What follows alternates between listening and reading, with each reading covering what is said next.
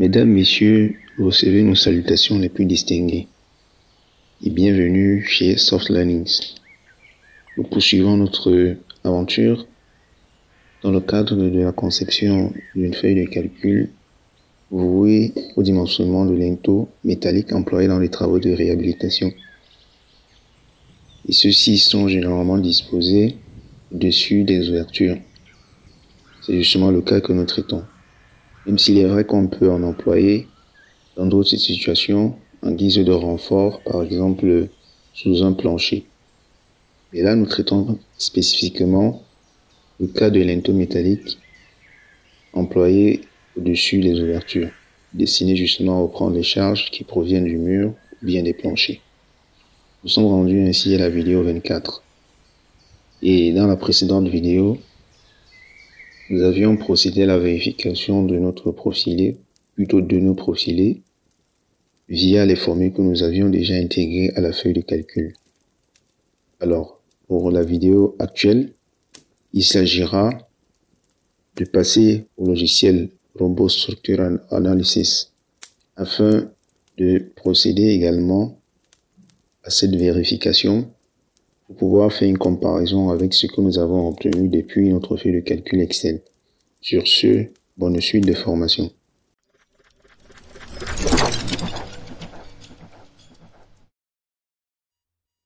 La feuille de calcul a l'aspect suivant. Il faut noter que au niveau de la valeur de PU par linteau, la cellule à laquelle nous l'avons fait correspondre n'est pas correcte. Parce que, en parcourant notre feuille, on s'aperçoit que la cellule C209, c'est plutôt l'effort tranchant sollicitant par profilé. Pourtant, ce à quoi ça doit correspondre, c'est la charge à l'ELU et U pour un profilé. Donc nous allons changer l'intitulé de cette cellule par 215. Ensuite, nous tapons Entrée au clavier. Donc, nous procédons d'abord à une dernière vérification avant d'utiliser le logiciel robot. Là, le profilé 2,70 c'est correct. Ensuite, nous remontons au niveau du cumul des charges. 7,23 c'est correct. 1,87 normalement c'est bon. Donc, après cela, nous nous rendons au niveau du logiciel robot et l'interface initiale qui s'affiche, c'est celui-ci. Alors, nous allons rechercher ce module qui porte le nom d'étude d'un portique spatial. Parce que notre élément, justement, sera disposé dans l'espace. Donc, nous cliquons dessus. Dès que le logiciel s'ouvre, nous allons procéder à un enregistrement avec CTRL S au clavier. Et nous pouvons rechercher le dossier dans lequel nous allons l'enregistrer. Nous avions déjà sur le bureau le dossier DDC sur linteau métallique, c'est-à-dire descente de charge sur linteau métallique. Alors nous allons intituler ici RSO, c'est-à-dire reprise en sous-œuvre, car c'est justement le cas. RSO, ouverture de 2 mètres 40, 2,40 mètres. Entrée. Ensuite, nous allons définir quelques paramètres de base. Donc, nous faisons un clic sur l'onglet Outils. Ensuite, nous recherchons paramètres préférence de la tâche. Et la fenêtre de dialogue, la boîte de dialogue suivante s'affiche. Donc là, nous allons rentrer les normes de conception. Par défaut, la norme qui est fixée pour les structures acier et aluminium, c'est la norme CM66. Et nous avons dit que nous allons travailler avec l'Eurocode de manière générale. Et dans le cas spécifique, ça sera l'Eurocode 3. Alors nous avons deux versions. Une qui date de 2009 et l'autre qui date de 2014. Alors, lorsqu'on passe au niveau de l'assemblage, nous avons une qui date de 2009. Même s'il est vrai que dans ce cas, nous n'allons pas faire usage des assemblages. Donc nous allons passer à la modification de 2014. Puis, en faisant un clic sur ce plus au niveau des normes de conception, nous allons cliquer sur charge pour définir justement les pondérations. Par défaut, c'est également la norme CM66 qui est utilisée. Donc, avec cette liste déroulante, nous allons rechercher la norme Eurocode 0. Donc, nous avons plusieurs paramètres ici. Nous allons prendre celui-ci pour les bâtiments dont la hauteur est inférieure à 1000 mètres. En principe, cela nous suffit, même si l'on peut faire une petite dernière vérification concernant les dimensions. Nous avons du mètre avec 2 chiffres après la virgule. Quant à la force, le kilonewton, c'est exact. Le moment kilonewton fois mètre, c'est exact. Les contraintes méganewton par mètre carré, nous pouvons les laisser telles quelles, même si l'on peut utiliser plutôt du newton par millimètre carré. Autre, bon, sont les détails que nous n'allons pas regarder, ils ne seront pas très utiles. Ensuite, nous cliquons sur OK, puis le logiciel nous mentionne le fait que nous avions changé la norme CM66 par la norme Eurocode 3. Nous allons cliquer sur oui. Très bien. À la suite, il s'agira pour nous de définir les axes. Donc nous venons sur cet onglet, définition des axes, nous cliquons, puis nous définissons l'axe initial, l'axe X. Nous allons supposer que c'est cet axe qui va porter justement toute la longueur du profilé. Donc le point d'origine 0 et le point d'arrivée c'est 2,70 m. Cliquons sur ajouter. Nous pouvons par exemple les marquer en gras afin de bien les distinguer sur la vue en plan. Alors sur l'axe Y nous allons mettre juste l'abscisse 0, sur l'axe Z également juste l'abscisse 0. Ensuite nous cliquons sur appliquer, fermer. Donc voilà, nous avons le linéaire de notre profilé. Alors, nous pouvons commencer à dessiner le type de barre. Allons-y donc sur barre. Nous pouvons laisser le type ici à barre ou alors chercher une poutre. Mais bon, par défaut, on peut laisser barre. Avant de continuer cette vidéo, nous souhaitons vous présenter la plateforme de formation www.softlearnings.com. Sur cette plateforme, vous aurez l'ensemble de notre catalogue de formations pour vous accompagner dans l'acquisition de nouvelles compétences, mais aussi l'ensemble des outils et des solutions métiers développés pour vous aider au quotidien dans vos différentes missions. Vous avez aussi la possibilité de réserver vos places pour nos différents séminaires que nous organisons tout au long de l'année en venant simplement dans l'onglet séminaire et en choisissant le séminaire auquel vous voulez participer. Nous souhaitons par exemple prendre une formation, nous allons cliquer dans l'onglet formation et nous allons choisir cette formation que nous souhaitons ajouter au panier. Vous pouvez simplement cliquer sur ajouter au panier ou si vous souhaitez avoir la description de la formation, vous allez cliquer sur voir plus. Dans cette description, vous aurez l'ensemble du contenu de la formation où vous avez la possibilité de voir les 2 premières vidéos de la formation, mais aussi la description de la formation et l'ensemble des outils qui sont mis à votre disposition pour la formation. Une fois que vous êtes convaincu, vous allez simplement cliquer sur ajouter au panier. Et lorsque vous ajoutez au panier, vous allez aller dans votre panier. Dans votre panier, vous allez attribuer ou bien mettre votre code promotionnel si vous avez, afin de bénéficier des réductions. Et cocher cette case pour accepter les modalités de vente. Et vous allez procéder au paiement. Lors du paiement, vous avez 3 possibilités. Donc, soit vous pouvez prendre un paiement pour 6 mois, pour 12 mois ou pour 24 mois. En fonction de celui que vous allez choisir, vous pouvez choisir pour 12 mois ou pour 6 mois. Ça dépendra de vous. Au niveau des paiements, vous avez un paiement par carte bancaire si vous possédez une carte bancaire. Et au cas où vous n'avez pas de carte bancaire, vous pouvez payer par mobile money. Et si vous souhaitez bénéficier de 20% de réduction sur tous les achats que vous allez faire sur la plateforme, vous allez simplement payer par des softcoins.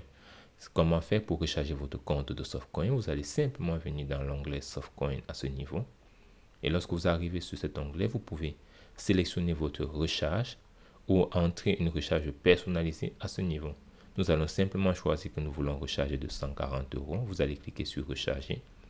Et à ce niveau, il sera question pour vous de pouvoir entrer vos informations bancaires ici pour faire votre recharge.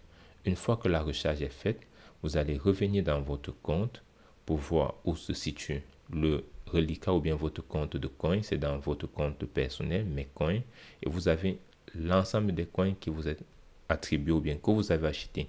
Vous pouvez maintenant payer vos formations avec cela. Et si vous n'avez pas de compte, n'hésitez pas à regarder notre liste de partenaires dans les différents pays pour pouvoir recharger votre carte bancaire, votre compte coin autant pour moi, ou alors vous pouvez nous écrire à contact@softlearnings.com et nous allons vous donner la procédure pour pouvoir recharger votre compte. Et nous allons rechercher un profilé de base. Par exemple, nous avions déjà défini dans notre feuille de calcul un IPE 160. Donc, allons déjà rechercher.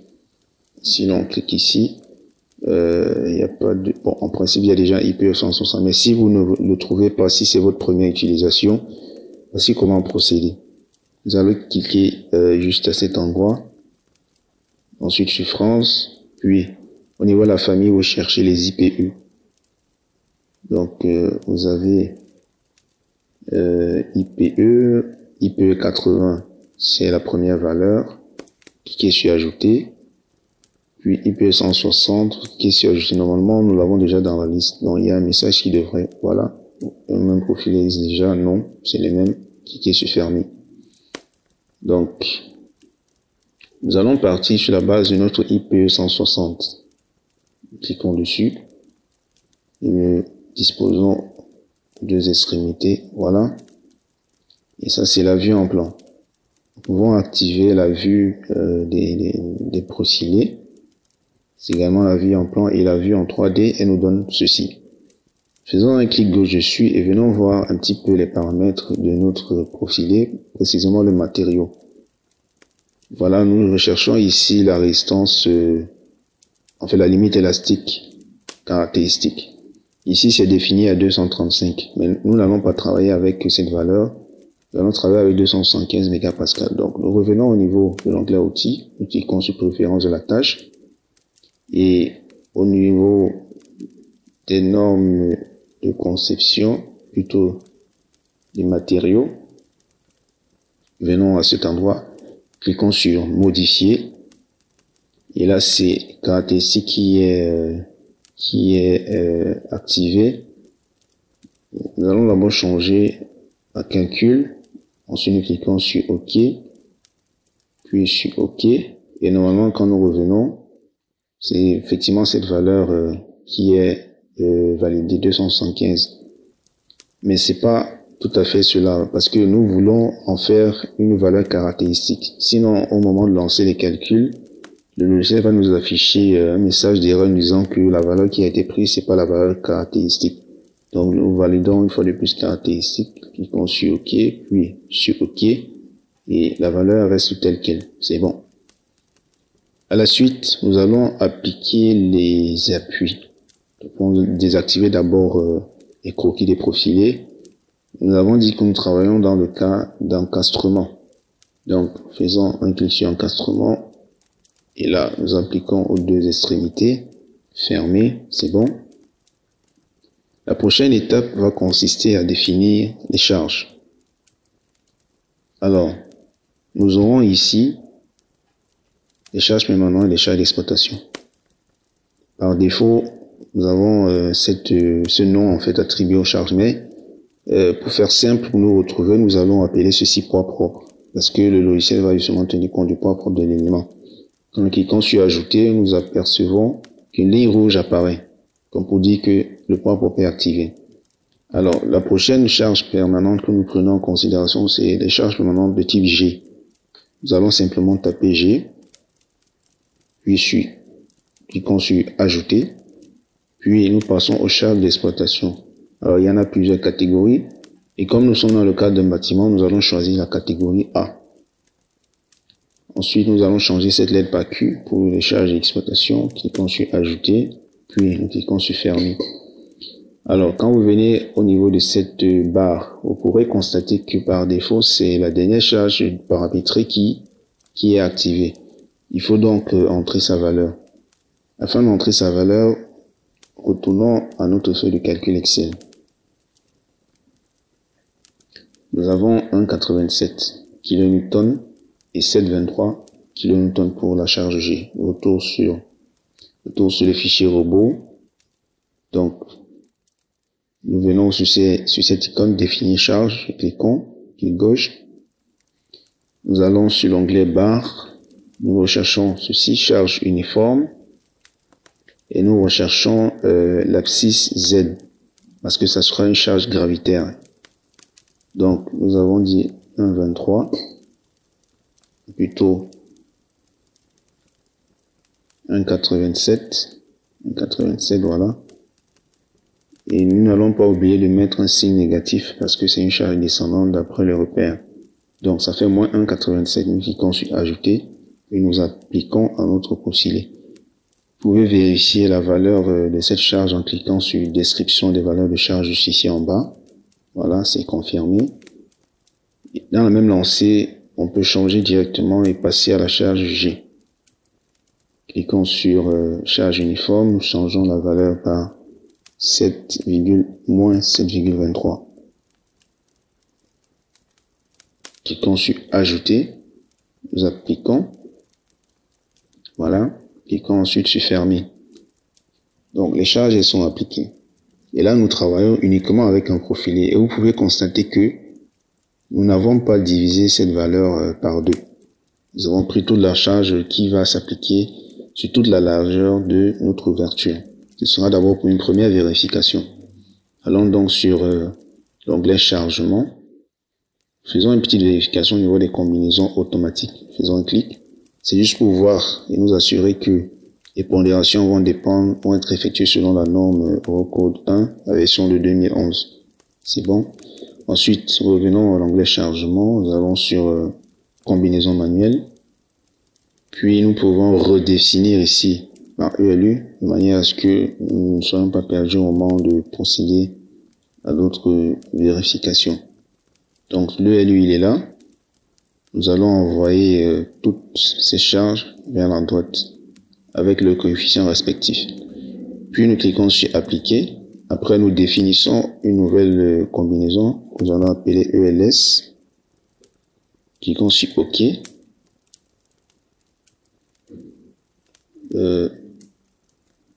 Voilà. ELU, ELS. Nous avons commis une erreur apparemment. Nous allons essayer de reprendre combinaison manuelle.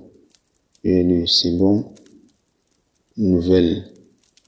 Validons d'abord ELS ici. Ensuite, ELS. OK.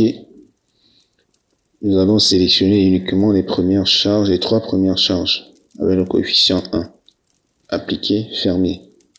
À la suite, nous pouvons donc lancer le calcul avec cette icône. Voilà, aucune erreur n'a été détectée.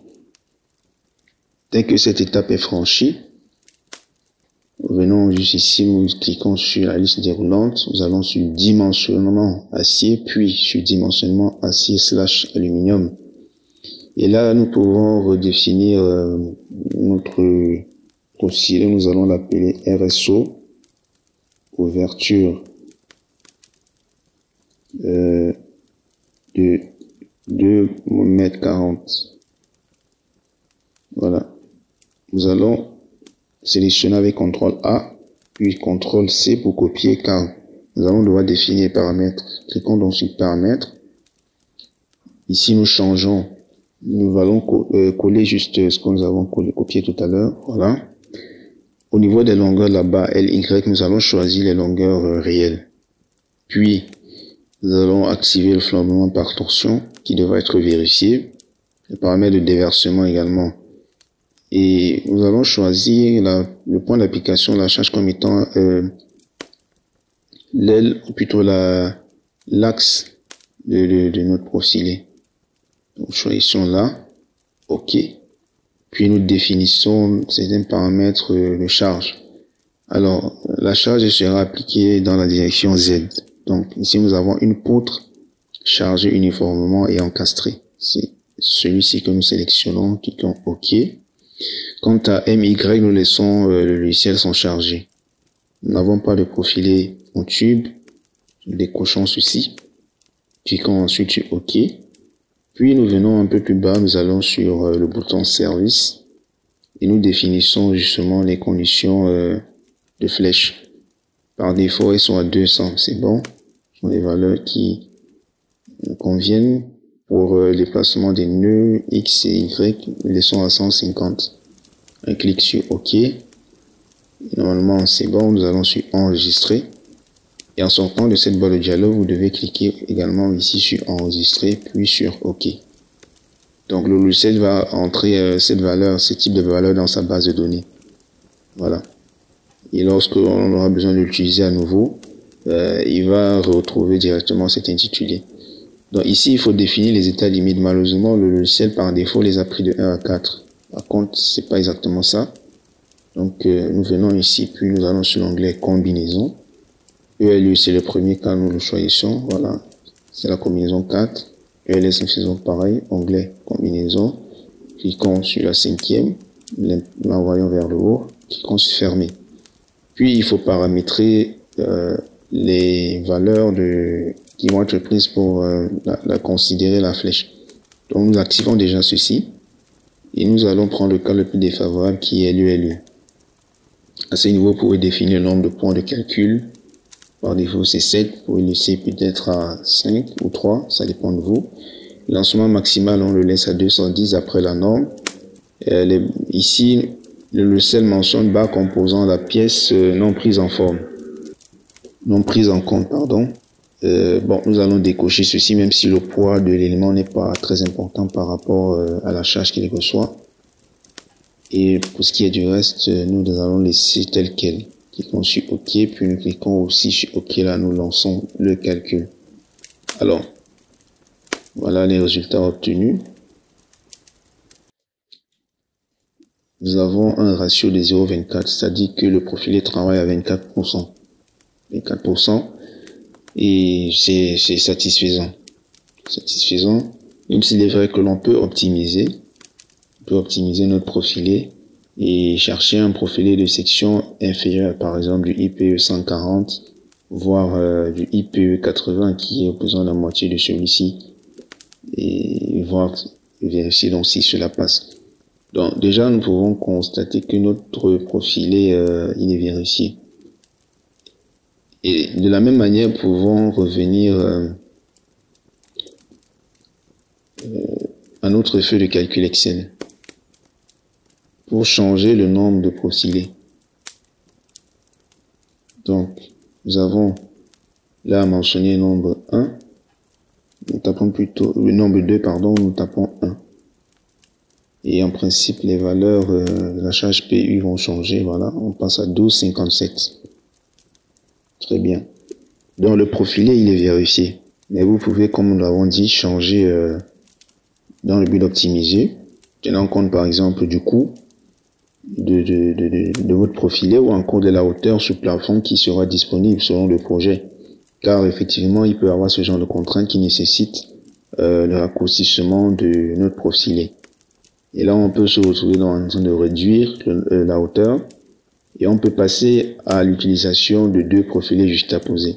Donc, revenons à l'onglet au logiciel robot. À partir de cet élément, vous pouvez obtenir la note de calcul. Donc, vous cliquez là sur note de calcul. Soit vous pouvez décider d'utiliser la note de calcul simplifiée ou alors la note de calcul complète. Mais nous vous recommandons d'utiliser la note de calcul complète afin de voir tous les détails. Donc, nous allons cliquer sur note de calcul complète, cliquons sur OK et tel est ce à quoi elle ressemble. Donc là, vous avez les cas de charge qui ont été pris en considération. Vous avez la caractéristique, la limite élastique du matériau. Vous avez les paramètres géométriques du profilé que nous avions également intégrés dans notre feuille de calcul Excel, tels que le moment quadratique, l'épaisseur de lame, l'épaisseur de la semelle. Et là, vous avez les efforts internes. Bon, On pourrait profiter de l'occasion peut-être pour comparer ces valeurs avec ce que nous avons obtenu depuis notre feuille de calcul Excel. Par exemple, le MYED, on est à 7,76 kN par mètre. Revenons donc à la feuille de calcul Excel. MYED. Nous avons plutôt ici 11,45. C'est une valeur positive, dans l'autre cas c'est une valeur négative. Donc la valeur elle est supérieure à celle obtenue à travers le logiciel, de l'ordre de 4 pratiquement. Si nous cherchons le MYCRD, on a 34,06, tandis que notre feuille de calcul Excel nous donne 34,10, pratiquement la même valeur. Nous pouvons le faire de proche en proche avec d'autres éléments comme le VZR de ED, moins 17,25. VZ de ED. Est-ce que nous l'avons dessiné? Par contre, le VCRD, nous avons 184. Nous pouvons revenir au logiciel robot. 184, nous avons 153 ici. Alors, il y a quand même quelques différences. Et nous pouvons attribuer ces différences aux coefficients qui auraient pu être appliqués durant les calculs. Car nous avons utilisé un modèle manuel, mais le logiciel robot peut rajouter certains coefficients que l'on ne maîtrise pas forcément, sachant que les normes ont subi quelques modifications. Donc, on peut s'apercevoir justement que dans certaines situations, le logiciel peut surestimer les valeurs ou alors sous-estimer. Mais nous sommes dans la zone de sécurité. Par la même occasion, nous pouvons vérifier les flèches. Nous avons 0Z, la flèche maximale, et 1,4 qui est la flèche admissible. Revenons à notre feuille de calcul Excel. Voilà, nous avons 1,4 dans le fichier robot, l'anneau de calcul de robot, et la flèche admissible ici c'est 1,35. Notre flèche maximale c'est 0,35. Donc lorsqu'on revient à cet endroit, les valeurs sont presque proches à l'exception de la flèche maximale que nous avons obtenue. Avec Excel nous avons 0,35, tandis qu'avec le robot nous avons 0,1. Le profilé est tout de même vérifié. Et il se pourrait qu'il y ait des coefficients que nous n'avons pas forcément pris en compte et que le logiciel a inséré dans ses calculs. Donc voilà pour ce qui est de la vérification de notre profilé. À la suite, vous pouvez décider d'enregistrer votre fichier, enregistrer sous, et puis vous allez choisir un lieu de stockage et le renommer. Il est également possible d'éditer ce fichier, ce nom de calcul là, de manière à changer par exemple la police selon votre convenance. Donc voilà pour ce qui est de notre formation sur le dimensionnement des métaux métalliques employés dans les travaux de réhabilitation. Nous vous remercions d'avoir été des nôtres. Et nous espérons que cette formation vous aura été bénéfique et qu'elle vous sera très utile dans vos différents travaux, dans vos différents projets. Sur ce, à très bientôt pour une nouvelle série. Si vous avez aimé la vidéo, un like nous fera plaisir, des partages nous encourageront énormément et surtout, vos appréciations et vos avis dans les commentaires nous permettront de nous améliorer. En attendant, nous vous donnons rendez-vous dans la prochaine vidéo.